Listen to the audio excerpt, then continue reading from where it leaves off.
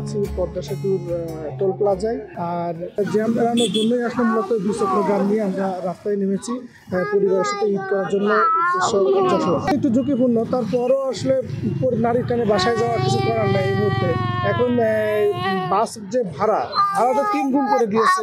আমরা ঈদ যাত্রা এখন বাড়িতে যাচ্ছি। আমরা বিগত সালেও বাইক নিয়ে যাই, বাট এবার এখানে বুথের পরিমাণ বাড়িয়েছে টোল প্লাজায়, বাট আগের যে সিস্টেম আপডেট এটা করা হয় নাই। আমাদের এখানে যে টোলগুলো আছে ওইভাবেই নর্মাল আগের সিস্টেমই নিচ্ছে, বাট নতুন সিস্টেম সেটা যদি এখানে আরও কিছু টেম্পোরারি লোক নিয়োগ করতো ঈদের জন্য, ঈদ যাত্রার জন্য টোল প্লাজায়, তাহলে আমরা আরও সহজে যেতে পারতাম। আমাদের দীর্ঘ সময় ধরে দাঁড়ায় আছে লাইনে। ওয়ালটন আবারও মিলিনিয়ার অফারে ওয়ালটন ফ্রিজ কিনে আপনিও হয়ে যেতে পারেন মিলিয়নিয়ার। মিলিনিয়ার ছড়াছড়ি দেশ জুড়ে, এটা শুধু ওয়ালটনই পারে।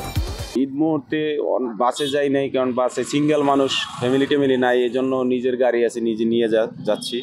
আর রোডঘাট ভালো, রোডে কোনো নাই, যানজট নাই, আবার হেজিটেশন নাই। আগে ভাঙ্গা ছিল, এখন তো রোড ক্লিয়ার, এই জন্য 4-5 ঘন্টায় যাওয়া যায়। প্লাস রুলস ব্রেক করলে অনেক সময় দুর্ঘটনা হয়, 2 চাকার বাহন যেহেতু রুলস ফলো করে সবাই চালাইলে সবাই স্বাচ্ছন্দ্যে বাড়ি বুঝতে পারে। দীর্ঘদিন পরে একটা লম্বা ছুটি, নিঃসন্দেহে ঈদ উপলক্ষে পিতামাতা স্ত্রী সন্তানের সঙ্গে একসঙ্গে ঈদ উদযাপন নিঃসন্দেহে আনন্দের মাত্রাটা বাড়িয়ে দিয়েছে। সাথে সাথে মোটরসাইকেল আসলে একটি ঝুঁকিপূর্ণ যানবাহন, তো বাসে আসলে ওইভাবে সিট পাওয়া যায় না, পাওয়া গেলেও মাত্রা একটু ভাড়া। আর সাথে সাথে বলা যায় যে একটু দ্রুত বাড়িতে অবস্থান করতে পারবো বলে আশাবাদী, সে কারণে মোটরসাইকেলটাকে একমাত্র ঝুঁকিপূর্ণ হলেও বেছে নেওয়া। এটা জানি অবশ্যই ঝুঁকিপূর্ণ, এটা খুবই ঝুঁকিপূর্ণ।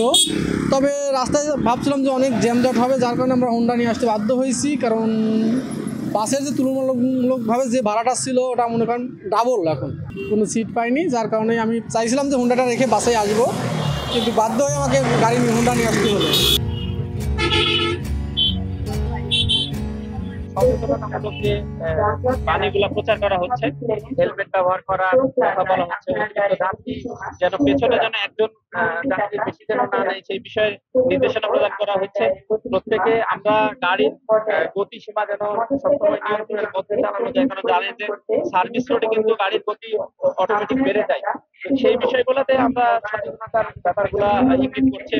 আলহামদুলিল্লাহ এখন পর্যন্ত মোটরসাইকেল যান চলাচলের ক্ষেত্রে কোনো ধরনের দুর্ঘটনার সংবাদ আমরা পাইনি এবং আশা করছি যে এবার সেরকম কোনো সমস্যা ইনশাআল্লাহ হবে না।